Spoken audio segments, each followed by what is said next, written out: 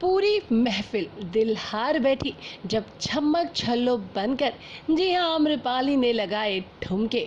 आपको बता दें दोस्तों, नशे नशे चढ़ा लज जहरिया गाने को प्रियंका सिंह और ओम झा ने गाया है।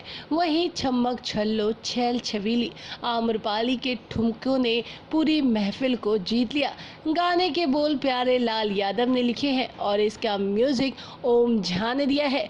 गाना फिल्म पहली नज़र को सलाम का है, जिस गाने में आम्रपाली दुबे शॉर्ट ड्रेस में काफ़ी ज़्यादा खूबसूरत लग रही हैं।